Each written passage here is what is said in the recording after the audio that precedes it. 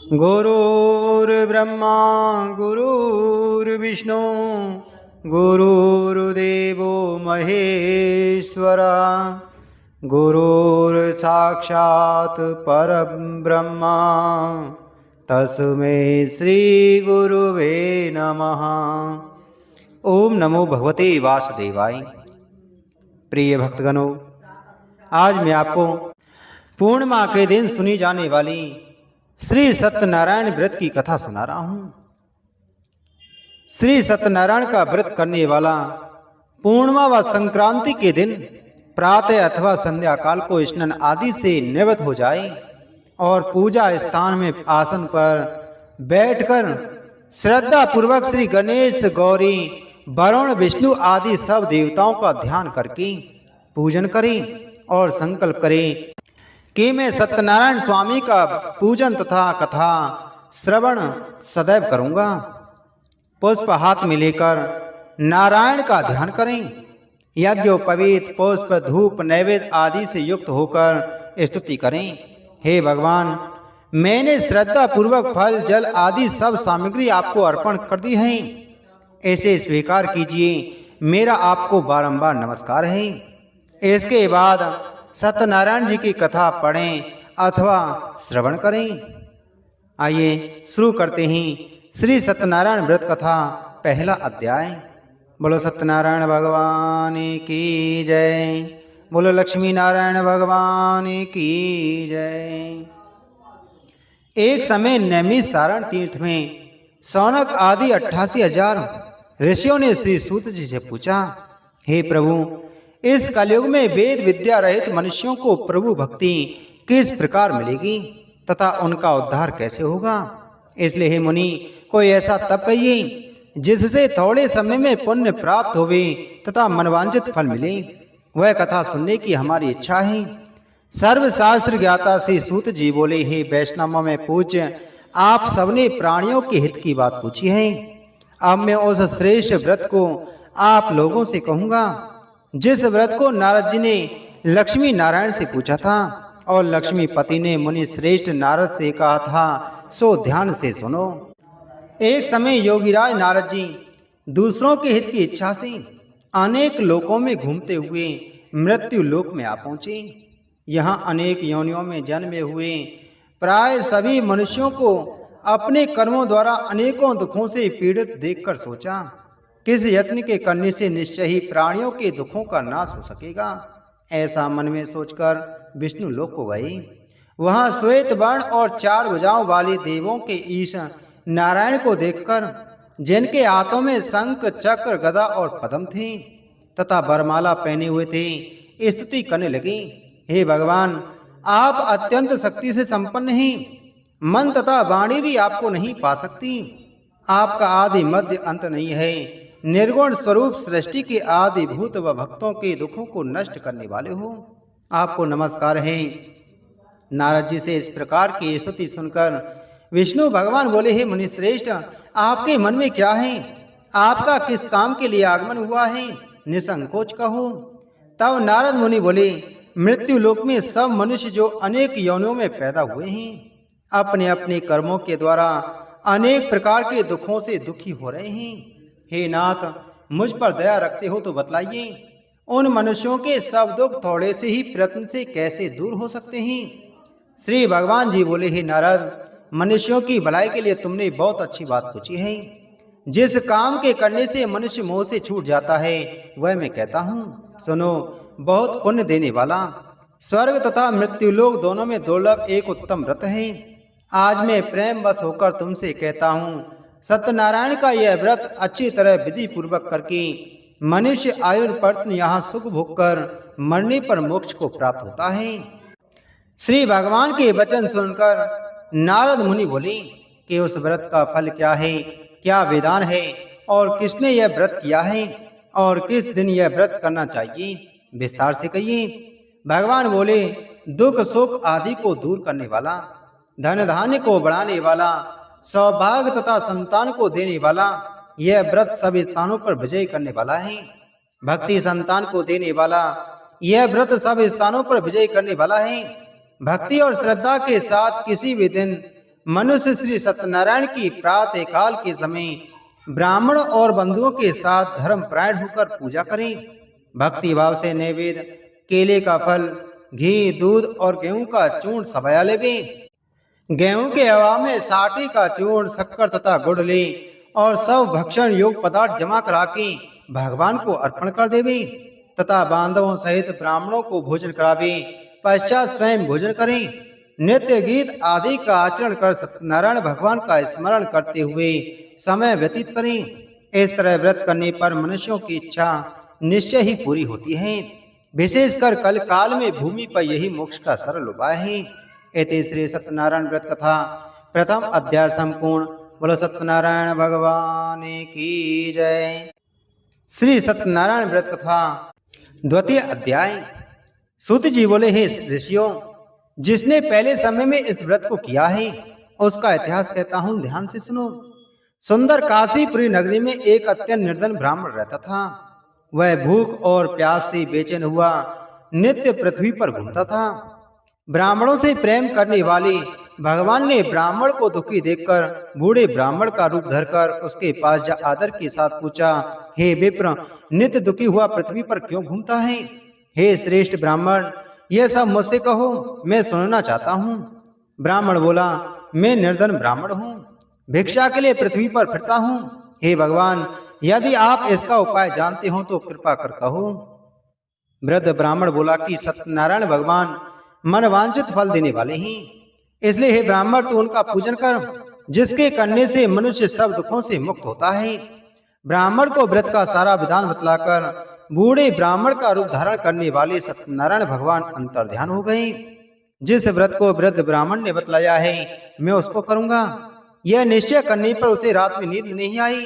वह सवेरे उठ श्री सत्यनारायण भगवान के व्रत का निश्चय कर भिक्षा के लिए चला। उसको भिक्षा में बहुत धन मिला, जिससे बंधु बांधवों के साथ उसने सत्यनारायण का व्रत किया। इसके करने से वह ब्राह्मण सब दुखों से छूटकर अनेक प्रकार की संपत्तियों से युक्त हुआ। उस समय से वह ब्राह्मण हर मास व्रत करने लगा। इस तरह सत्यनारायण भगवान के व्रत को जो करेगा वह मनुष्य सब दुखों से छूट जाएगा। इस तरह नारद जी से नारायण का कहा हुआ व्रत मैंने तुमसे कहा। हे विप्रो, मैं अब और क्या कहूँ? ऋषि बोले, हे मुनीश्वर, संसार में इस ब्राह्मण से सुनकर किस किसने इस व्रत को किया, हम यह सब सुनना चाहते हैं। इसके लिए हमारे मन में श्रद्धा है। सूत जी बोले, हे मुनियो, जिसने इस व्रत को किया है वह सब सुनो। एक समय एक ब्राह्मण धन और ऐश्वर्य के अनुसार बंधु बांधवों के साथ व्रत करने को तैयार हुआ। उसी समय एक लकड़ी बेचने वाला बूढ़ा आदमी आया और बाहर लकड़ियों को रखकर ब्राह्मण के मकान में गया। प्यास से दुखी लकड़हारा उनको व्रत करते देखकर ब्राह्मण को नमस्कार कर कहने लगा कि आप यह क्या कर रहे हैं और इसके करने से क्या फल मिलता है, कृपा करके मुझसे कहो। ब्राह्मण ने कहा, सब मनोकामनाओं को पूरा करने वाला यह सत्यनारायण भगवान का व्रत है। इसकी ही कृपा से मेरे यहाँ धन दान आदि की वृद्धि हुई है। ब्राह्मण ने इस व्रत के बारे में जानकर लकड़हारा बहुत प्रसन्न हुआ।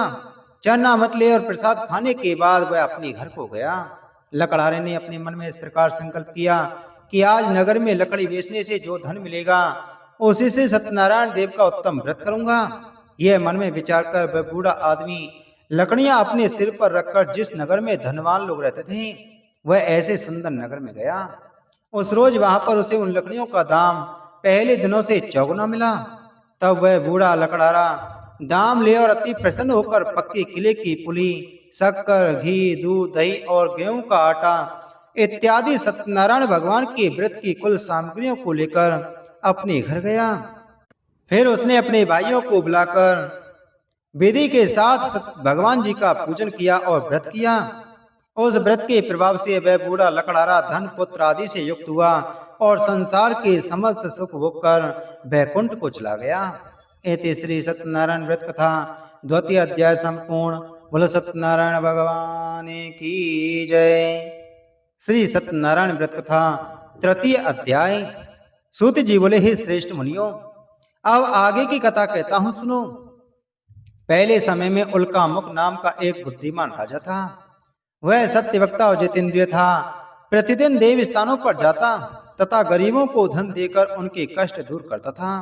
उसकी पत्नी कमल के समान मुख वाली तथा सती साध्वी थी।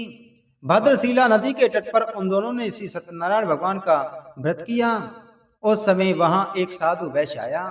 उसके पास व्यापार के लिए बहुत सा धन था। वह नाव को किनारे पर ठहराकर राजा के पास गया और राजा को व्रत करते हुए देखकर विनय के साथ पूछने लगा, ही राजन, भक्ति युक्त चित्त से आप यह क्या कर रहे हैं? मेरी सुनने की इच्छा है, सो आप यह मुझे बतलाइए। राजा बोला, हे साधु, अपने बांधवों के साथ पुत्र आदि की प्राप्ति के लिए यह महाशक्तिमान सत्यनारायण भगवान का व्रत व पूजन किया जा रहा है। राजा के वचन सुनकर साधु आदर से बोला, हे राजन, मुझसे इसका सब विधान कहो। मैं भी आपके कथानुसार इस व्रत को करूंगा। मेरे भी कोई संतान नहीं है और इससे निश्चय ही होगी। राजा से सब विधान सुन व्यापार से निवृत्त हो वह आनंद के साथ घर गया। साधु ने अपनी स्त्री से संतान देने वाले उस व्रत का समाचार सुनाया और कहा कि जब मेरी संतान होगी तब मैं इस व्रत को करूंगा। साधु ने ऐसे वचन अपनी स्त्री लीलावती से कहे। एक दिन उसकी स्त्री लीलावती पति के साथ आनंदित हो संसारिक धर्म में प्रवृत्त होकर सत्यनारायण भगवान की कृपा से गर्भवती हो गई तथा 10वें महीने में उसके एक सुंदर कन्या का जन्म हुआ। दिनों दिन वह इस तरह बढ़ने लगी जैसे शुक्ल पक्ष का चंद्रमा बढ़ता है। कन्या का नाम कलावती रखा गया। तब लीलावती ने मीठे शब्दों में अपने पति से कहा कि आपने जो संकल्प किया था कि भगवान का व्रत करूंगा, अब आप उसे करिए। साधु बोला, हे प्रिय, इसके विवाह पर करूंगा। इस प्रकार अपनी पत्नी को आश्वासन दे वह नगर को गया। कलावती पितृगृह वृद्धि को प्राप्त हो गई। साधु ने जब नगर में सखियों के साथ अपनी पुत्री को देखा तो तुरंत दूत बुलाकर कहा कि पुत्री के वास्ते कोई सुयोग्य वर देखकर लाओ। साधु की आज्ञा पाकर दूत कंचन नगर पहुंचा और वहां पर बड़ी खोज कर देखभाल कर लड़की के लिए सुयोग्य बड़े पुत्र को ले आया। उस सुयोग्य लड़के को देखकर साधु ने अपने बंधु बांधवों सहित प्रसन्न चित्त होकर अपनी पुत्री का विवाह उसके साथ कर दिया। किंतु दुर्भाग्य से विवाह के समय भी उस व्रत को करना भूल गया। तब श्री भगवान क्रोधित हो गए और श्राप दिया कि तुम्हें दारुण दुख प्राप्त होगा। अपने कार्य में कुशल साधु बनिया जमाता सहित समुद्र के समीप स्थित रथपुर नगर में गया और वहां दोनों ससुर जमाई चंद्रकेतु राजा की उस नगर में व्यापार करने लगे। एक रोज भगवान सत्यनारायण की माया से प्रेरित कोई चोर राजा का धन चुराकर भागा जा रहा था। किंतु राजा के दूतों को आता देखकर चोर ने घबराकर भागते हुए राजा के धन को वहीं चुपचाप रख दिया जहां वो ससुर जमाई ठहरे हुए थे। जब दूतों ने उस साधु वैश्य के पास राजा के धन को रखा देखा तो वे दोनों को बांध कर ले गए और प्रसन्नता से दौड़ते हुए राजा के समीप जाकर बोली, यह 2 चोर हम पकड़कर लाए हैं, कृपया आज्ञा दें। तब राजा की आज्ञा से उनको कठोर कारावास में डाल दिया और उनका सब धन छीन लिया। सत्यनारायण भगवान के श्राप द्वारा उनकी पत्नी भी घर पर बहुत दुखी हुई और घर पर जो धन रखा था चोर चुरा कर ले गई। शारीरिक व मानसिक पीड़ा तथा भूख प्यास से अति दुखित हो अन्न की चिंता में कलावती एक ब्राह्मण के घर गई। वहां उसने सत्यनारायण भगवान का व्रत होते देख फिर कथा सुनी तथा प्रसाद ग्रहण कर रात को घर आई। माता ने कलावती से कहा, हे पुत्री, अब तक कहाँ रही व तेरे मन में क्या है? कलावती बोली, हे माता, एक ब्राह्मण के घर श्री सत्यनारायण भगवान का व्रत देखा है। कन्या के वचन सुनकर लीलावती भगवान के पूजन की तैयारी करने लगी। लीलावती ने परिवार और बंधुओं सहित श्री सत्यनारायण भगवान का पूजन किया और वर मांगा कि मेरे पति और दामाद शीघ्र आ जाएं। साथ ही प्रार्थना की कि हम सबका अपराध क्षमा करो। सत्यनारायण भगवान इस व्रत से संतुष्ट हो गए और राजा चंद्रकेतु को स्वप्न में दर्शन देकर कहा, हे राजन, दोनों वैश्यों को प्रातः ही छोड़ दो और उनका सब धन जो तुमने ग्रहण किया है दे दो, नहीं तो मैं तेरा धन राजपुत्र आदि सब नष्ट कर दूंगा। राजा से ऐसे वचन कहकर भगवान अंतर्ध्यान हो गए। प्रातःकाल राजा चंद्रकेतु ने सभा में अपना स्वप्न सुनाया। फिर दोनों बड़े पुत्रों को कैद से मुक्त कर सभा में बुलाया। दोनों ने आते ही राजा को नमस्कार किया। राजा मीठे वचनों से बोला, ही महानुभावों, भावी वश ऐसा कठिन दुख प्राप्त हुआ है, अब तुम्हें कोई भय नहीं। ऐसा कहकर राजा ने उनको नए नए वस्त्राभूषण पहनाए तथा उनका जितना धन लिया था उससे दुगना धन देकर आदर सहित विदा किया।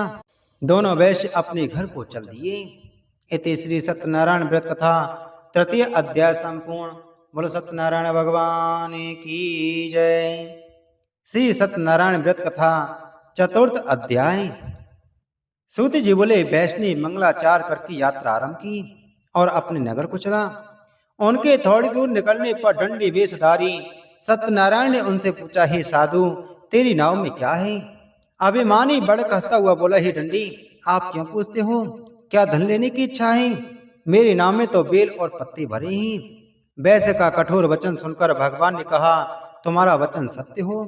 दंडी ऐसा कहकर वहां से दूर चले गई और कुछ दूर जाकर समुद्र के किनारे बैठ गई। दंडी के जाने पर वैश्य ने नित्य क्रिया करने के बाद नाव को ऊंची उठी देकर चम्मक किया और नाव में बेल पत्ते आदि देखकर मूर्छित हो जमीन पर गिर पड़ा। फिर मूर्छा खुलने पर अत्यंत शोक प्रकट करने लगा।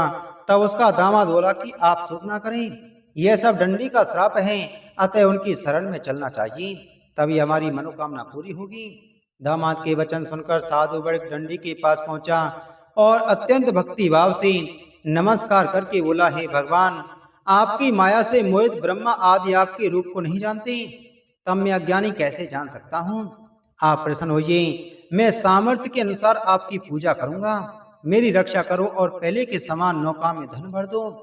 उसके भक्तियुक्त वचन सुनकर भगवान प्रसन्न हो उसके इच्छानुसार वर देकर अंतर्ध्यान हो गए। तब उन्होंने नाव पर आकर देखा कि नाव धन से भरपूर है। फिर वह भगवान सत्यनारायण का पूजन कर साथियों सहित अपने नगर को चला। जब अपने नगर के निकट पहुंचा तब दूत को घर भेजा। दूत ने साधु के घर जा उसकी स्त्री को नमस्कार कर कहा कि साधु अपने दामाद सहित इस नगर के समीप आ पहुंचे हैं। ऐसा वचन सुन साधु की स्त्री ने बड़े हर्ष के साथ सतदेव का पूजन कर पुत्री से कहा, मैं अपने पति के दर्शन को जाती हूँ, तो कार्य पूर्ण कर शीघ्र आना। माता के ऐसे वचन सुनकर कलावती प्रसाद छोड़कर पति के पास गई। प्रसाद की अवज्ञा के कारण सतदेव ने रुष्ट हो उसके पति को नाव सहित पानी में डुबो दिया। कलावती अपने पति को ना देखकर रोती हुई जमीन पर गिर गई। इस तरह नौका को डूबा हुआ तथा कन्या को रोता देख साधु दुखित हो बोला, हे प्रभु, मुझसे या मेरे परिवार से जो भूल हुई है उसे क्षमा करो। उसके दीन वचन सुनकर सतदेव प्रसन्न हो गए और आकाशवाणी हुई, हे साधु, तेरी कन्या मेरे प्रसाद को छोड़कर आई है, इसलिए इसका पति अदृश्य हुआ है। यदि वह घर जाकर प्रसाद खाकर लौटे तो इसे पति अवश्य मिलेगा। ऐसी आकाशवाणी सुनकर कलावती ने घर पहुंचकर प्रसाद खाया, फिर आकर पति के दर्शन किए। तत्पश्चात साधु ने बंधु बांधवों सहित सतदेव का विधि पूर्वक पूजन किया। उस दिन से वह प्रत्येक पूर्णिमा को सत्यनारायण भगवान का पूजन एवं कथा करने लगा। फिर इस लोक का सुख भोग कर अंत में स्वर्ग लोक हो गया। इति श्री सत्यनारायण व्रत कथा चतुर्थ अध्याय संपूर्ण। बोलो सत्यनारायण भगवान की जय।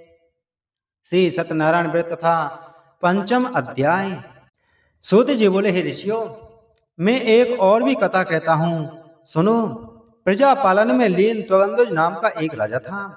उसने भी भगवान का प्रसाद त्याग कर बहुत दुख पाया। एक समय वन में जाकर वन्य पशुओं को मारकर बढ़ के नीचे आया। वहां उसने ग्वालों को भक्तिभाव से बांधवों सहित सत्यनारायण जी का पूजन करते देखा।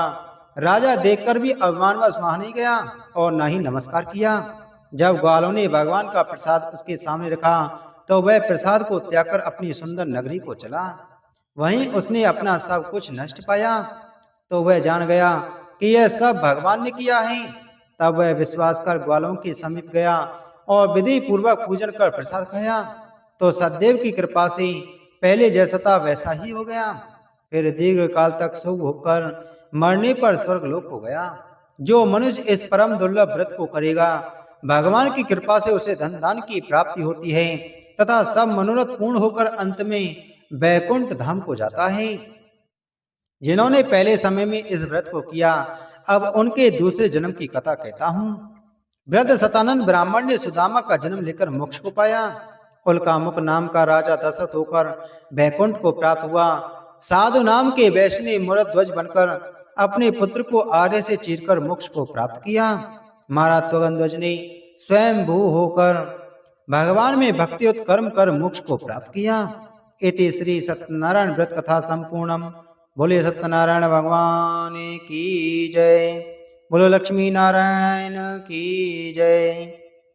प्रिय भक्तों, अब आइए सुनते ही श्री सत्यनारायण व्रत कथा की आरती। जय लक्ष्मी रमना स्वामी, जय लक्ष्मी रमना, सत्यनारायण स्वामी, सत्यनारायण स्वामी, जनपातक हरिना। ओम जय लक्ष्मी रमना। रत्न जड़ित सिंहासन अधिभूत छविराजी, स्वामी अधिभूत छविराजी।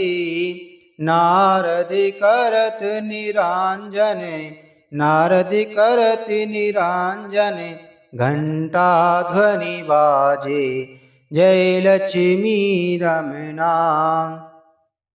प्रगट भई कलि कारण, ध्वज को दरस दियो, स्वामी ध्वज को दरस दियो। बूढ़ो ब्राह्मण बन कर, बूढ़ो ब्राह्मण बन कर, कंचन महल कियो। ओम जय लक्ष्मी रमना। दुर्बल भील कठारो, इन पर कृपा करी, स्वामी इन पर कृपा करी। चंद्रचूड़ एक राजा, चंद्रचूड़ एक राजा, जिनकी विपत्ति हरी। ओम जय लक्ष्मी रमना।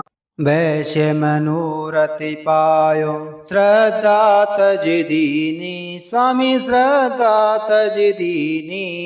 सो फल भोग्यो प्रभु जी, सो फल भोग्यो प्रभु जी, फिर ए स्तुति कीनी। ओम जय लक्ष्मी रमना। भाव भक्ति के कारण छिन छिन रूप धर्यो, स्वामी छिन छिन रूप धर्यो। श्रद्धा धारण कीनी, श्रद्धा धारण कीनी, तिनको काज सर्यो। ओम जय लक्ष्मी रमना।